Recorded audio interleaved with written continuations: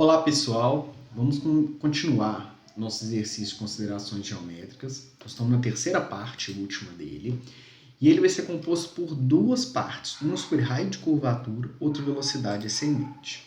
O que eu quero aqui? Determine o raio de curvatura e as velocidades abaixo considerando um cenário onde é que eu não tenho elevação lateral e um cenário com elevação natural.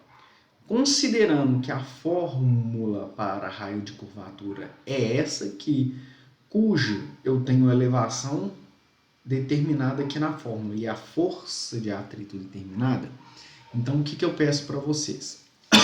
Considerando em ambos os casos a velocidade de 20 km por hora, vocês vão na tabela de velocidade, de força de atrito, determinar o que essa velocidade vai desempenhar em termos de força de atrito.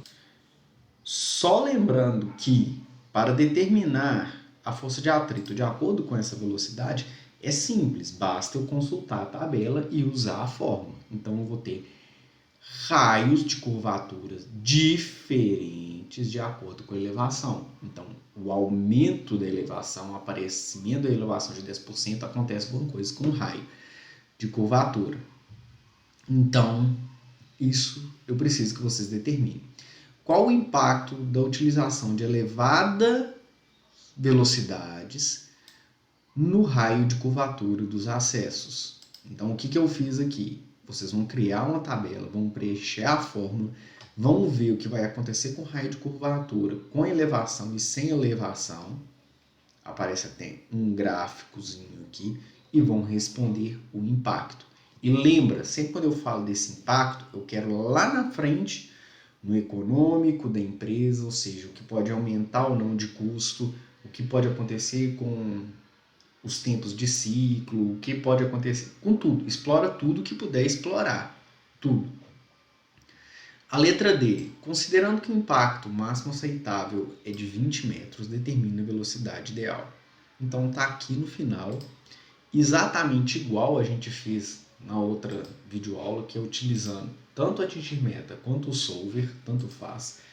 Eu sei pelo enunciado aqui, considerando que o impacto aceitável é de 20 metros, então tem aqui, considerando que ele vai ser de 20, determine a velocidade ideal.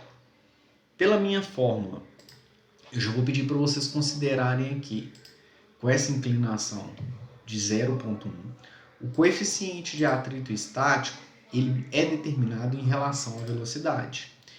Vocês lembram que na aula passada a gente fez uma curva de regressão em cima de um dos dois métodos que vocês trabalharam. Então, aquela mesma curva de regressão que você escolheu na aula, no exercício anterior, você vai vir com ela aqui de novo e vai colocar. Por quê? Esse coeficiente de atrito aqui vai variar em função da velocidade.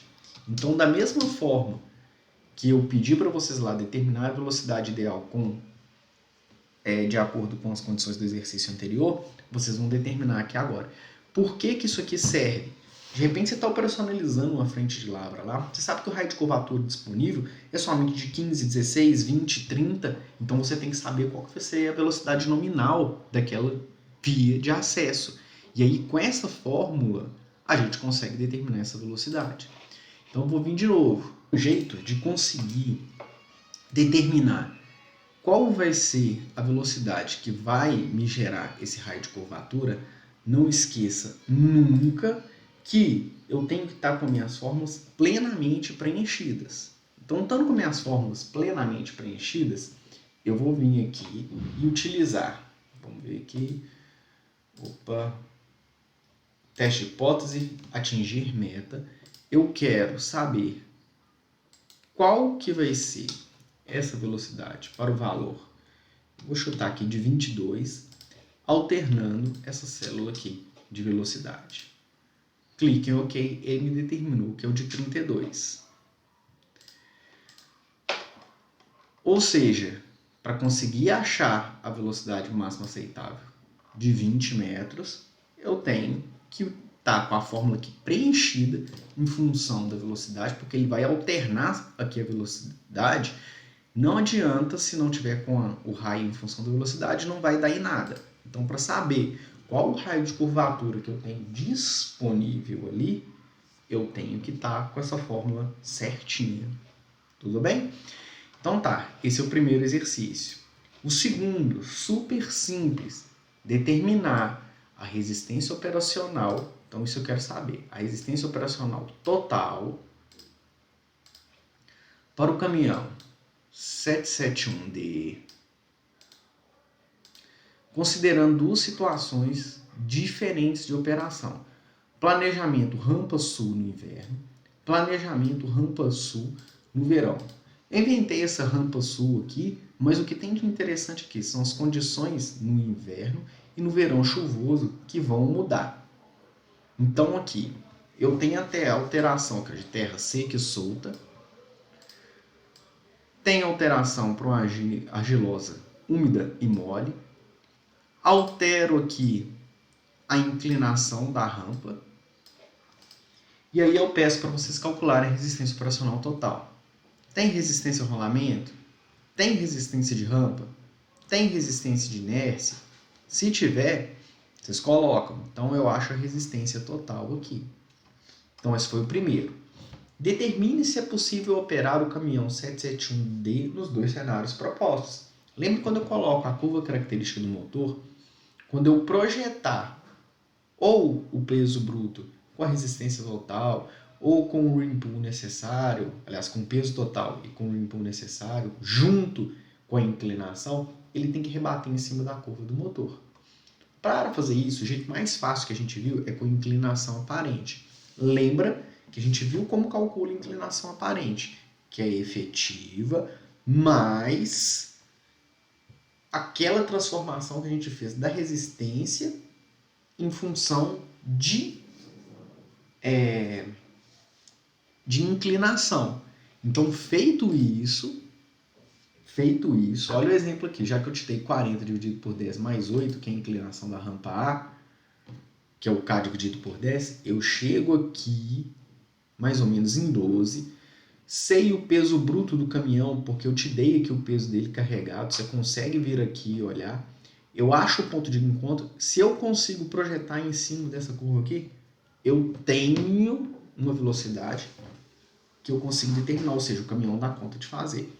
Se para algum dos dois casos não derem a curva, não tiver, o motor não der conta de fazer, ele não consegue trabalhar nos dois. Então você vai ter que determinar se ele é possível operar nos dois estágios.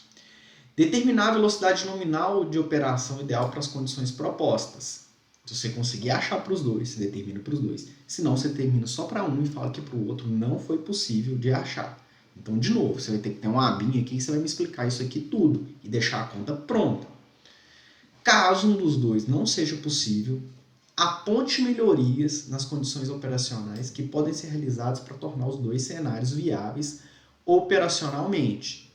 Então, se de repente não dá para atingir a curva característica do motor aqui, você vai virar para mim e vai fazer o seguinte: olha, se eu mexer numa dessas condições aqui, que pode ser o solo, de repente você pode mudar a condição, em vez de terra argilosa, úmida e mole, você faz um trabalho na pista para mudar isso, ou muda em inclinação, para que ele possa ter algo que favoreça ele a cair numa região onde é que eu tenho uma curva característica do motor que fala que ele dá conta de trabalhar ali. Então você vai apontar isso para mim. Na 4, considerando que o cenário adotado, ou seja, nessa solução que você propôs, quais são as velocidades operacionais extremas? Então, ou seja, mudou, colocou aquilo ali, qual que é o máximo que ele dá conta no extremo de trabalhar? Você vai apontar isso. Tudo bem? Então esses são os dois exercícios que eu quero que vocês façam para mim. Super simples, tranquilo. E aí você vai entregar no Moodle a parte A, a parte B e a parte C. São 3 tabelas que vão constituir a primeira nota do nosso curso. Tudo bem? Qualquer dúvida, nós vamos estar com monitoria disponível, fórum disponível. Não deixe para a última hora em hipótese alguma. senão, por mais simples que o exercício seja, não vai dar tempo. Todas as tabelas vão estar aqui embaixo no Moodle, no sistema acadêmico, para vocês preencherem, elas já vão estar todas pré-formatadas. Tudo bem?